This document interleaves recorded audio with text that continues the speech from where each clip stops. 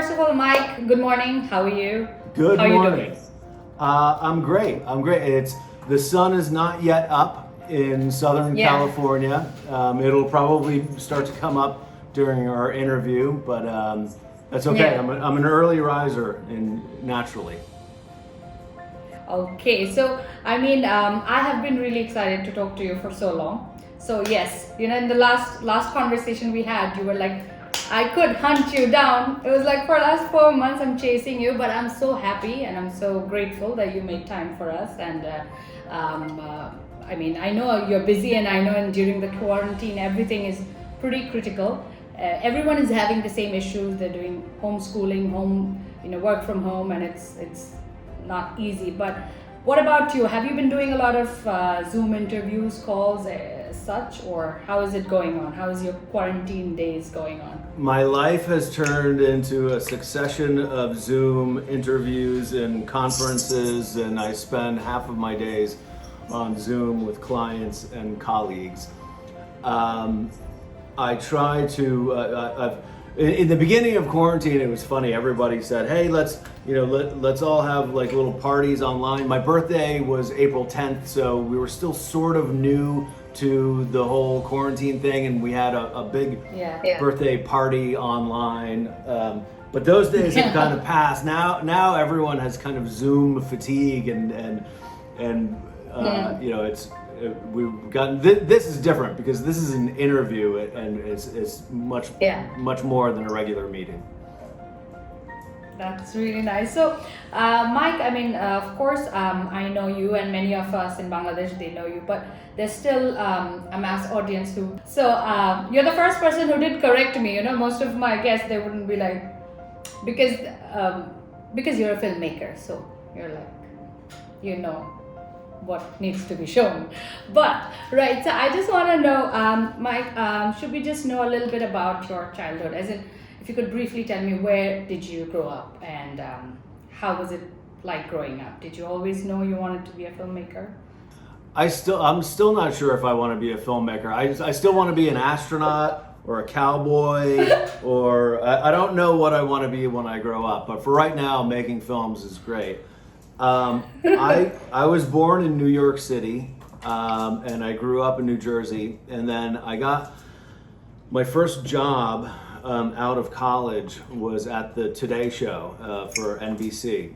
That was a lot of fun. Okay. I was working in Rockefeller Center with 30 Rock with the giant buildings and everything, and I was hired as a production associate, which is essentially a production assistant.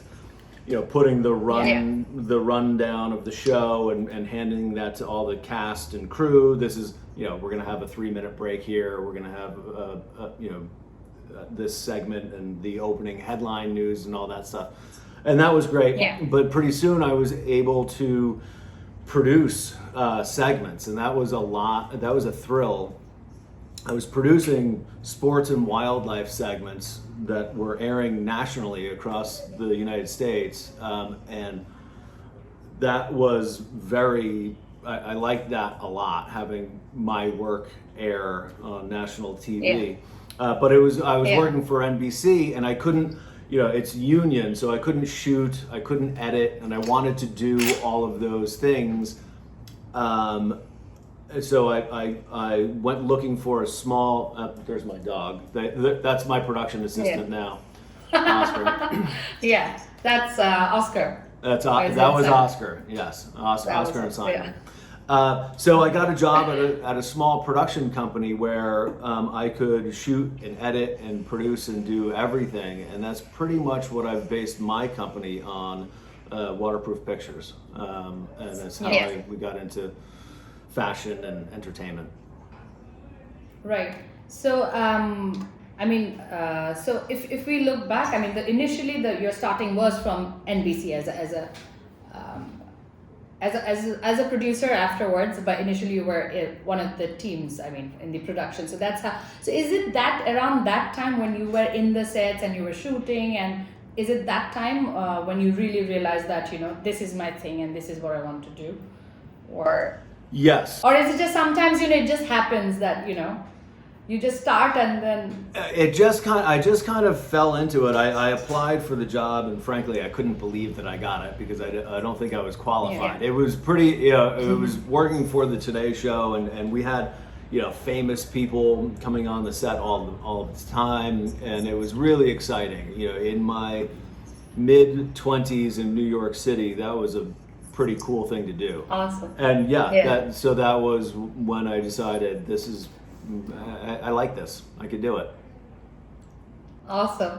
And did you go to any film school before that, or was it you've learned from the work field, of course? I studied film, but not film class, not how to make film classes. It was I studied film history. And I did a term in college coming out to LA from California, and we studied film and Los Angeles culture, and I spent about 5 months out here, and I really liked LA, but then went back to New York and lived there for about 8 years before moving out to LA.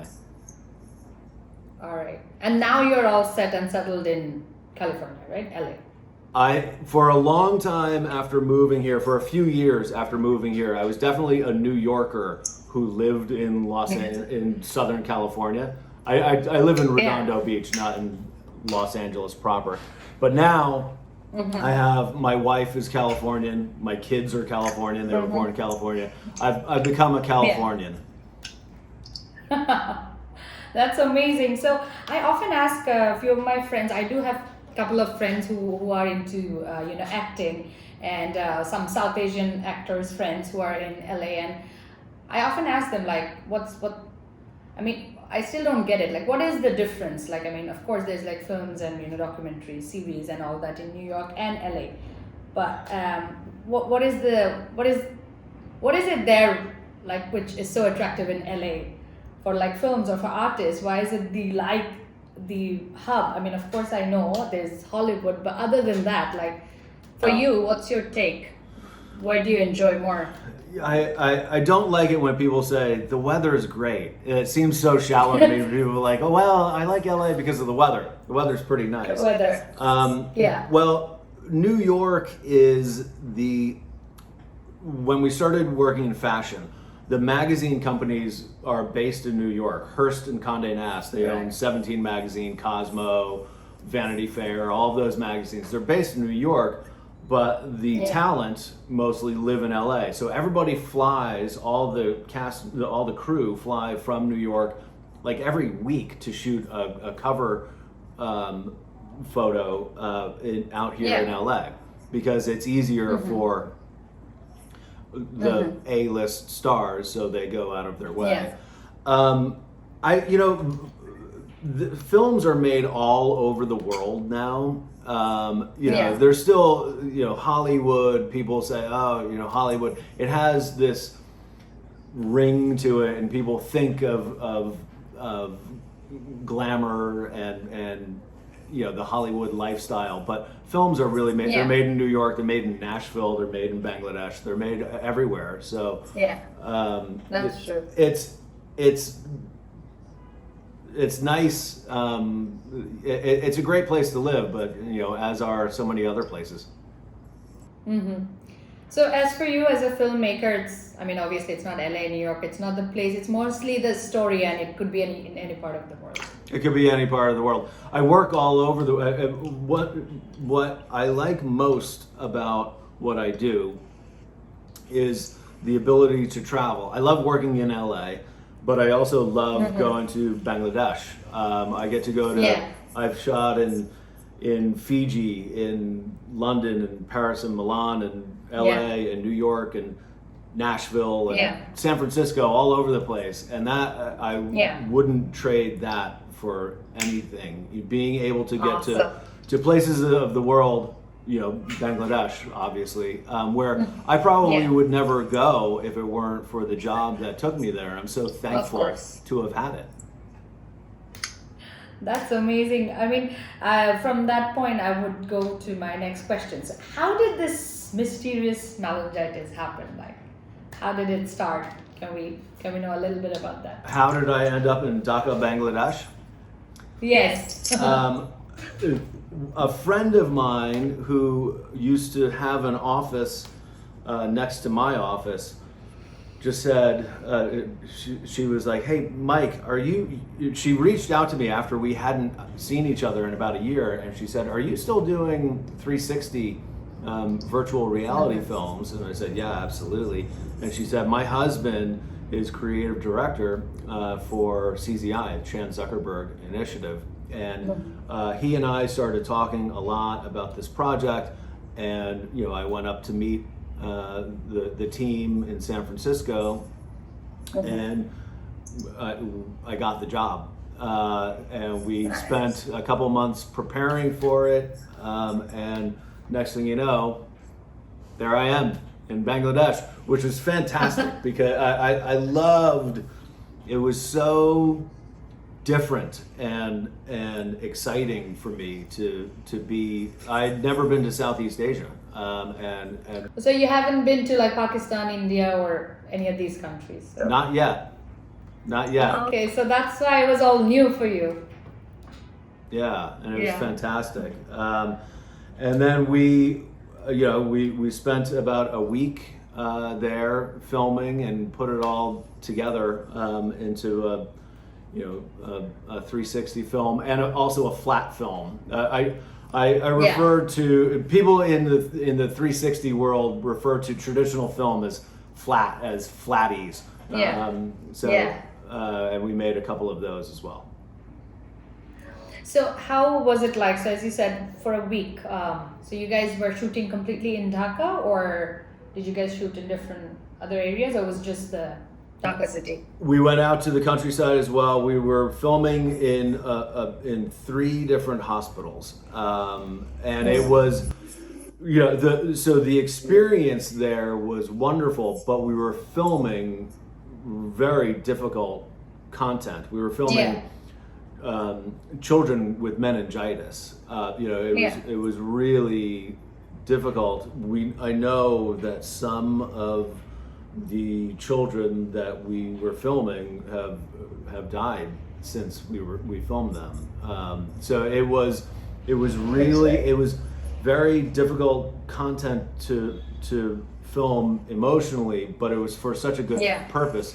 Shanjuti, who is one of my heroes now, the work that she and her team does, the work that they do, is amazing, and we needed to film it and get it out there and tell people about it. Mm-hmm. Excellent. I mean, we've all seen the documentary, and we're really proud of Shanjuti, and of course the whole film. When you guys did it last year, right? Or 2018, I think. Right? It was May of 2019, so it was a year and a few months ago. And after a year, you guys get the Webby. So how did that surprise you? What is the feelings like? How do you guys feel about it? It was great. We've won 7 awards for it. We won some tellies and the Webby. It was the People's Voice Award, which was it was great. It was I was thankful for the team. My team at Waterproof Pictures worked so hard, and we really cared about the message that was made. So it felt great to be recognized for that. Awesome. Yes. So coming back to this project in Bangladesh, I mean, as you just said, it was different from the kind of work that you always do. So is there something new that we can see again? Is there anything, any plans of new projects in Bangladesh, anything like that, which we may see in future? No specific plans yet for Bangladesh. I would absolutely. It's my hope that we could go back in a few years and film the progress that has been made. But what we're working on right now is we're making a mini documentary with the team at Chan Zuckerberg Initiative.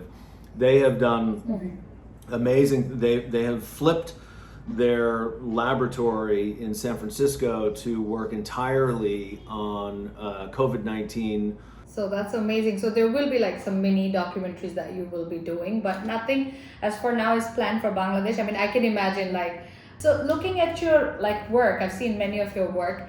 So so you've done so many glamorous work, like, you know, as you just said, you know, the for the fashion industry, as well as, you know, music videos or even documentaries. So what excites you the most? Like,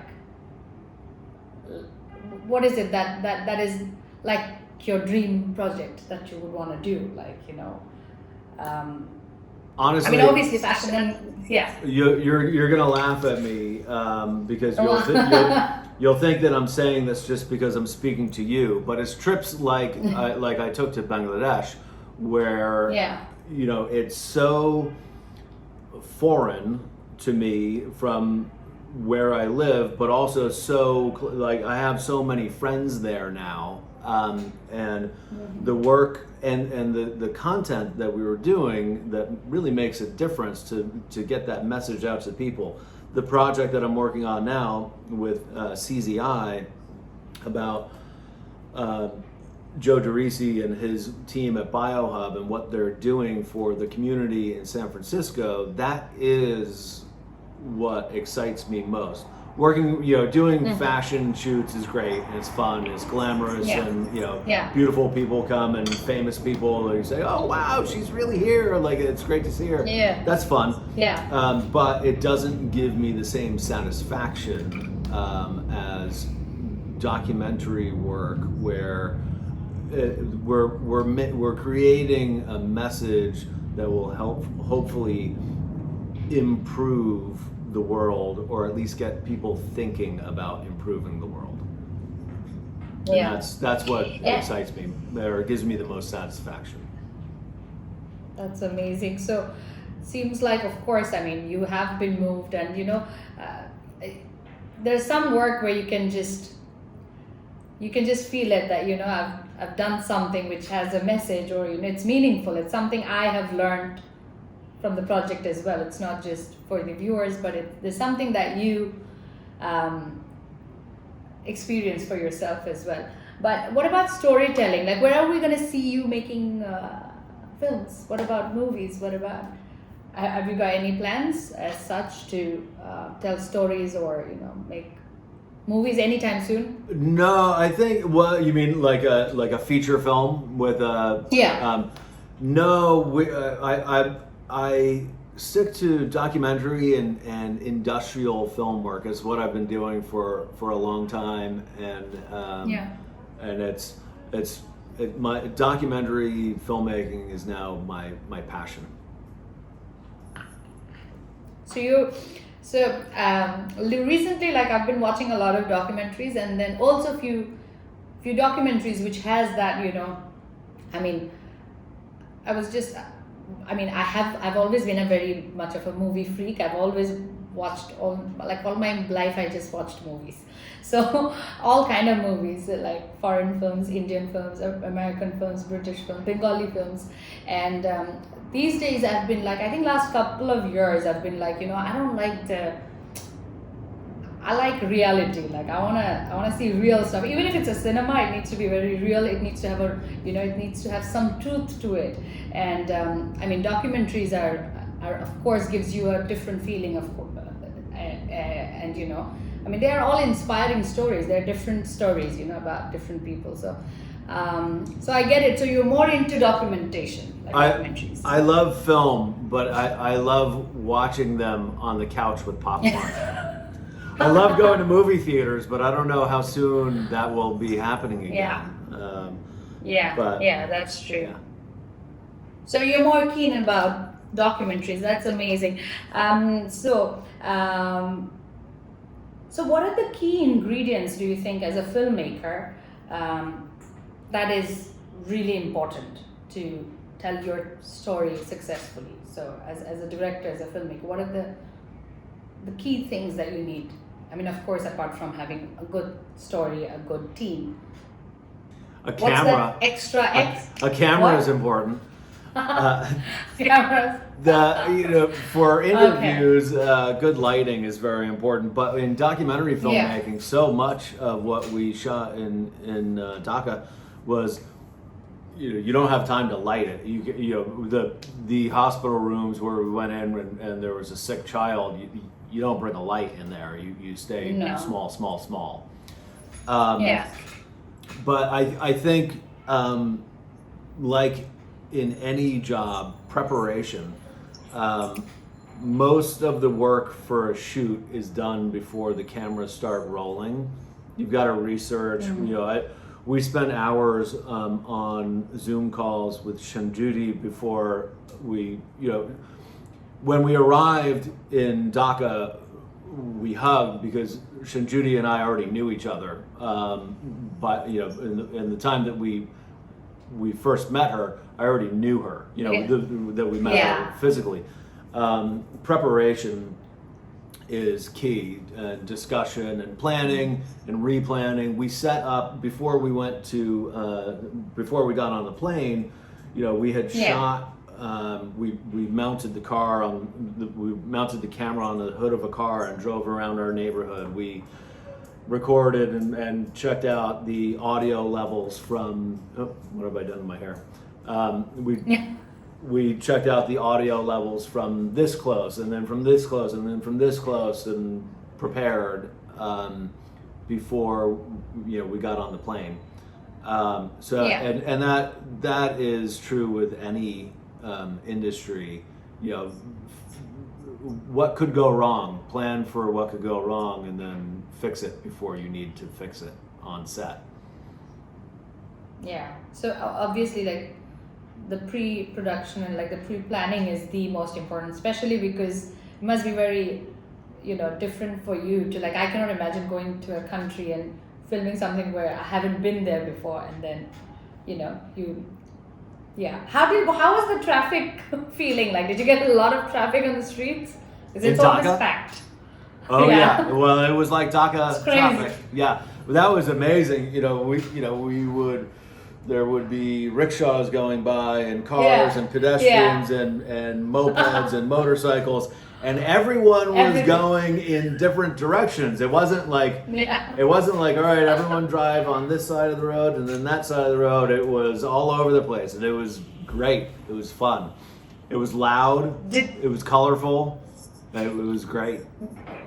Did you enjoy the food? Did you like the food? We did, yeah. We were, everyone was saying, be careful because, you don't want to get sick eating the food. But, I was in Bangladesh. I'm gonna try stuff. And it worked out fine. That's awesome. Yeah. Yeah. So, okay, this is like almost, we're at the end of the interview. I just want to know, like, the last question, which is like, any advice for the upcoming filmmakers as you're more keen towards documentaries. So what would you suggest for people who wants to make documentaries, and also since you have a huge experience in television and fashion as well, so any suggestion for anyone who wants to get into fashion industry as a maker or as a photographer, filmmaker?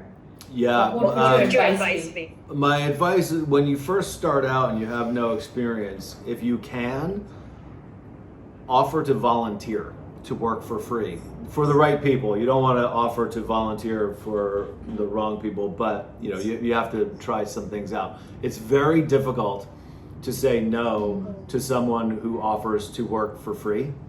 And whenever I've had people offer to, hey, can I just come on your shoot and production assist and you don't have to pay me.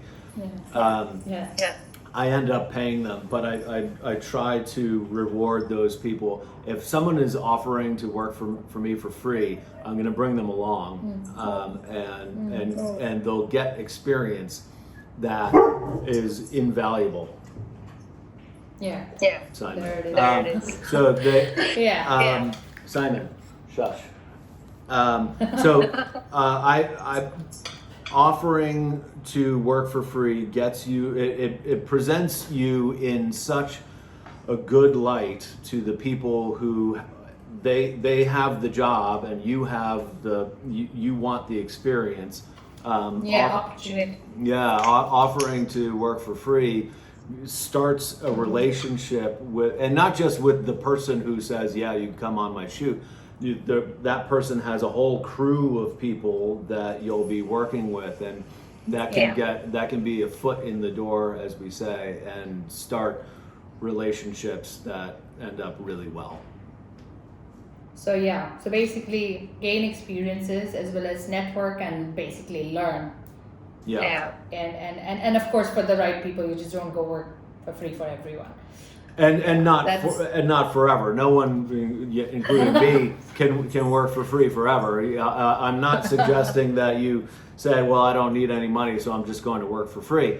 But if doing it once and then and working hard on that day that you offer to work for free, consider it like you're being paid a lot of money. And if you work hard, then the chances are that you will be paid a lot of money for the next one. Awesome.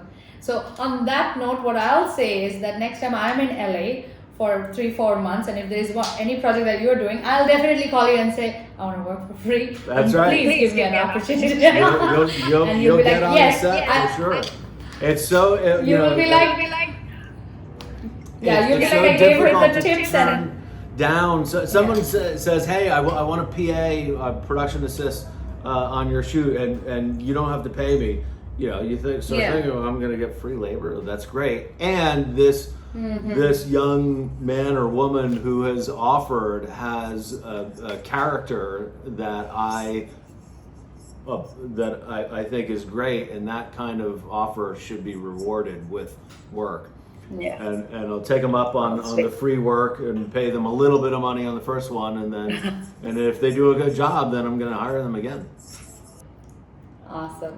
No, that's a very good tips for everyone. I mean, we're almost we're done with the show. Is there anything else that you would like to tell to my audience in Bangladesh? And how did you feel being on my show? I loved it. As I said in the beginning, it's been such a long time coming. We've been trying to get this done for so long. I'm so happy to have finally gotten the time to sit down and talk with you.